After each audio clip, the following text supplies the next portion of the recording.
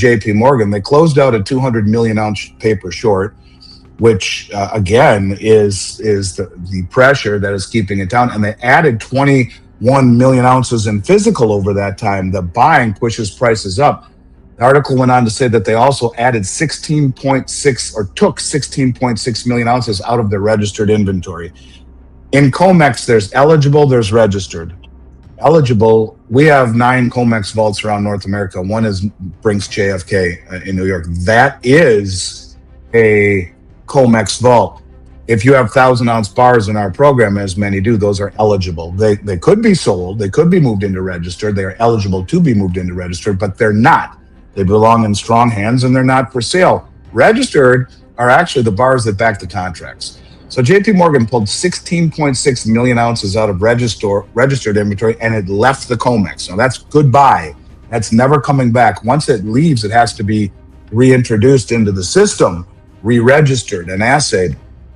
It's never coming back. This first video that I watched had something to do with the refiners not taking any new orders because of they hedge if they have a whole bunch of silver in process of being refined, let's say $50 million worth, they will take the opposite side of that on COMEX and hedge their position. And if silver moved up too fast, they would get margin calls. Well, this was good information and true, whereby the refiners would definitely get margin calls when silver was moving up so fast and the metal hadn't been refined yet. They have a problem. They haven't sold the metal to be able to cover their exposure.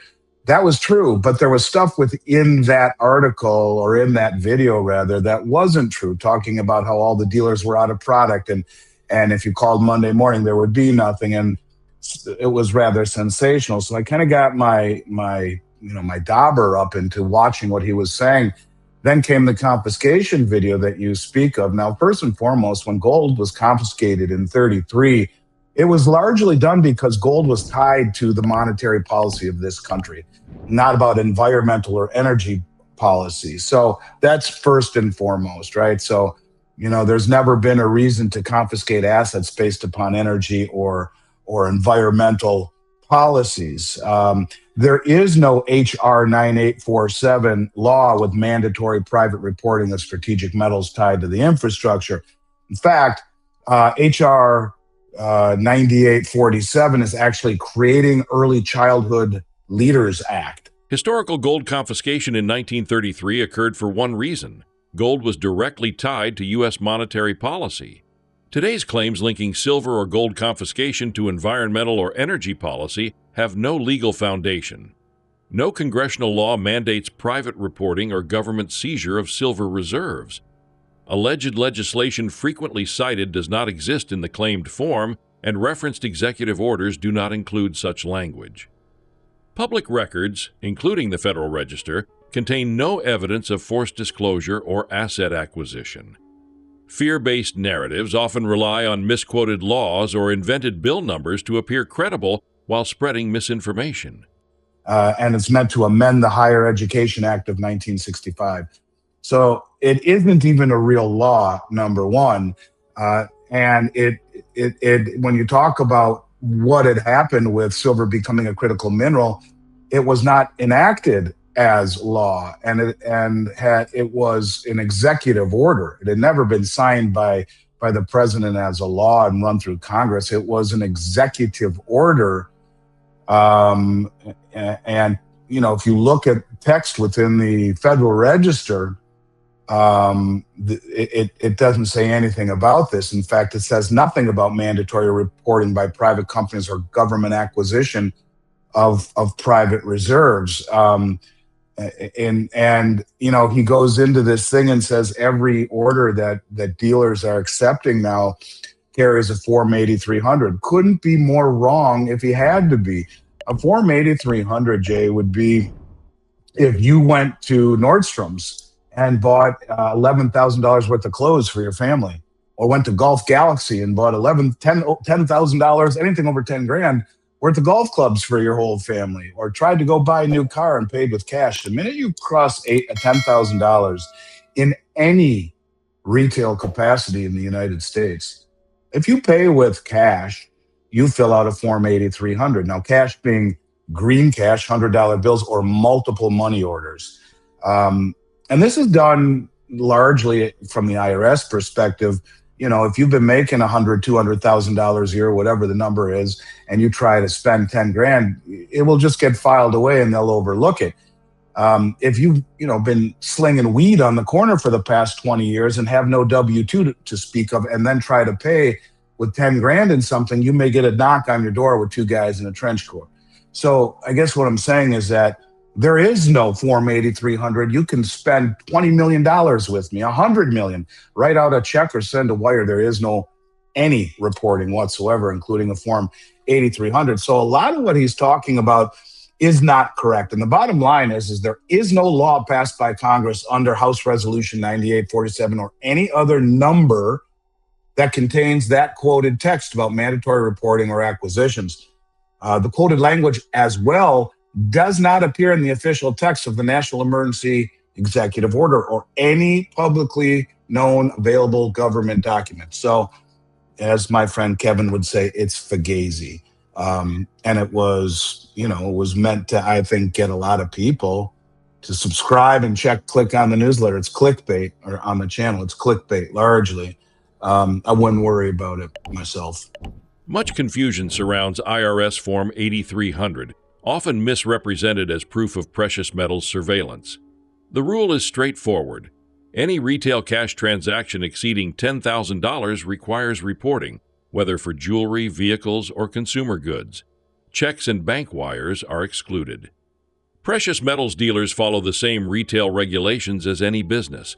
Claims that every silver purchase now triggers government reporting are simply false. Large transactions via wire or check remain unreported. These rules target illicit cash activity, not lawful investing. Misunderstanding tax forms has become a powerful tool for generating clicks, not clarity. In shorting, this type of naked shorting happens all the time. A lot of times it happens in very thinly traded markets, where they'll dump it in the access market overnight and they'll dump paper contracts. You see, what's different now is that no one ever stood for delivery on these exchanges, and so they could paper manipulate it by selling paper contracts at a level that would overwhelm the longs. And they would continue to sell and drive down the paper price until the longs would capitulate and sell. And they would then be able to cover those positions very easily. The banks who had shorted the price, would be able to cover their positions very easily as they had driven down the paper price. Where it gets difficult for them is in now the fact that the people on the other side of the trade have become very wise to what they're doing, and they're standing for delivery. And it doesn't matter how far you push the paper price down when you have people standing for delivery. Said another way, in a market that is based upon trust, right? It works until you have people stand for delivery. Most of my career, which is now almost 36 years, no one ever stood for delivery. When I tell you less than 1% of contracts stood for delivery, I'm dead serious. No one stood for delivery. And now they are. And there's a good portion of the market that is challenging the West. These are countries, sovereign wealth funds and central banks of India and Saudi Arabia and Russia and China, and on, that are now standing for delivery. These countries never had any intention to stand for delivery or challenge the West. They're coordinated now, they're motivated, and they smell blood in the water. But what is interesting is you're now seeing the exact same thing happen here in the United States. For decades, silver prices were dominated by paper trading. Large players could suppress prices by flooding futures markets during low liquidity hours, triggering algorithmic selling. This strategy worked because almost no one demanded physical delivery. Futures contracts were settled in cash, preserving the illusion of abundant supply. That structure is now changing.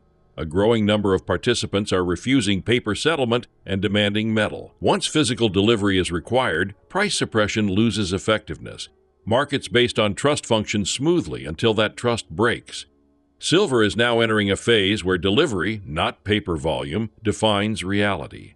And it's interesting because there was a report in the Economic Times, Jay, that said, I just read it a couple days ago, that said JP Morgan now holds over 750 million ounces of silver.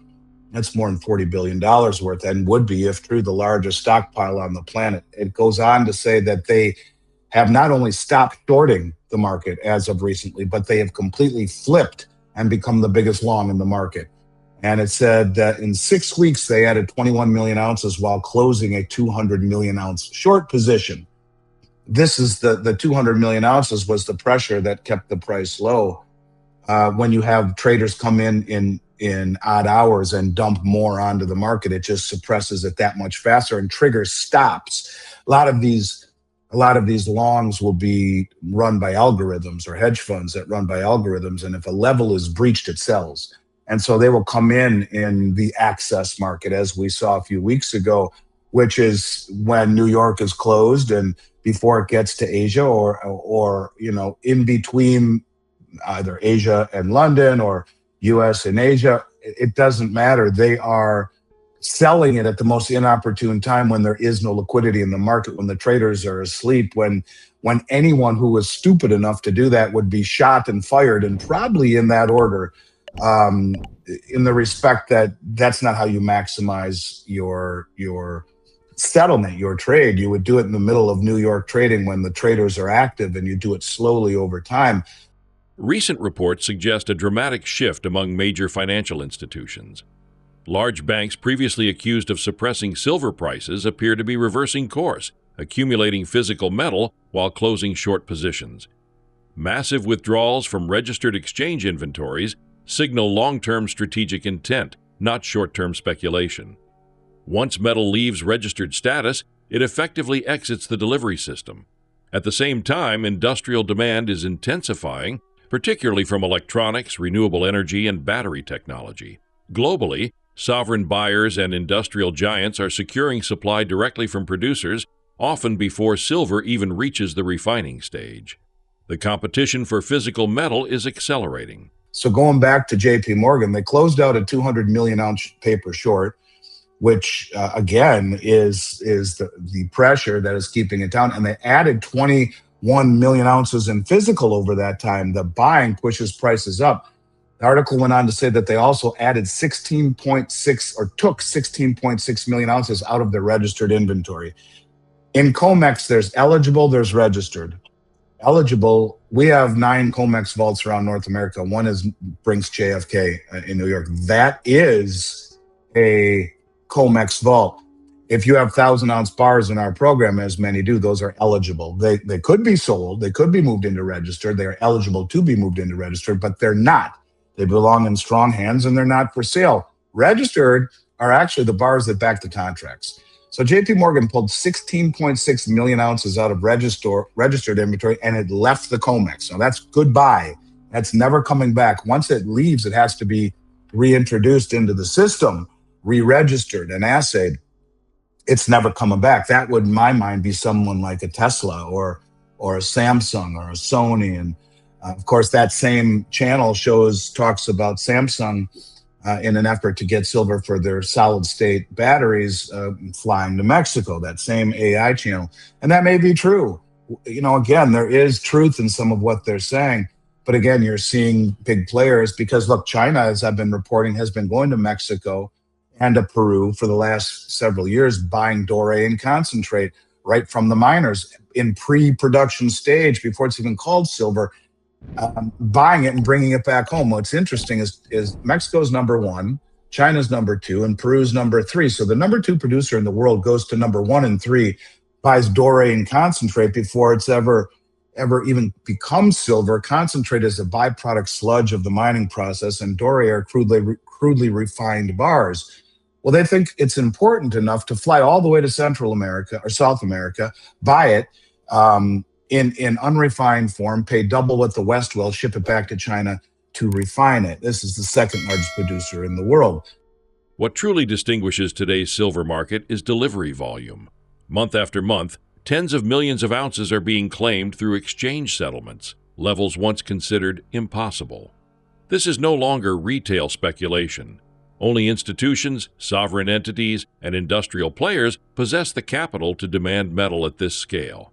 Rising lease rates in London and the U.S. confirm tightening availability. When physical demand overwhelms paper promises, pricing power shifts. Silver is no longer just a traded symbol, it is a strategic resource. The narrative is changing, not through headlines, but through metal leaving vaults. So going back to what I was saying, they pulled 16.6 million ounces out of registered and off it goes. It's never coming back. They also did something that I wasn't really familiar with, and it's called they moved 169 million ounces into non-deliverable vaults. To me, that's the same thing as pulling it out of the system. But that means the metal still exists on paper, but they legally removed it from the delivery system. Can't be used for COMEX unless it's re-registered. What you are seeing JP Morgan do is effectively removing metal from the delivery pool to get as far away from it as they can. And if it's true, and they are now net long, and the largest short position is now the largest long in the marketplace, this is a very, very, very bullish signal. A couple other things. I talk about how no one ever stood for delivery, right?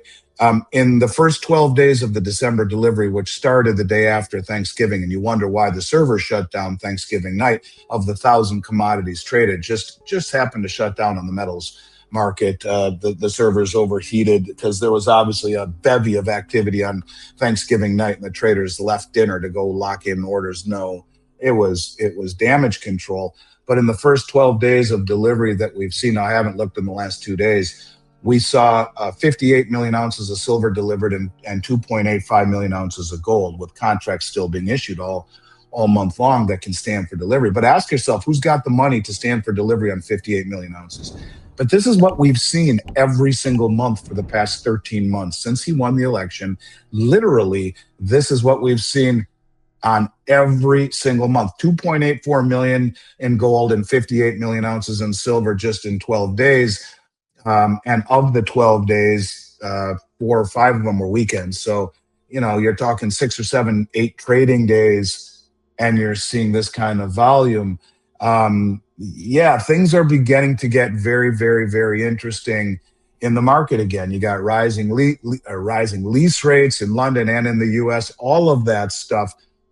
I don't know, man. It's things are beginning to get very interesting in the silver market, and it is because of physical delivery. It is the delivery that is overwhelming the system, and that is what is changing the narrative.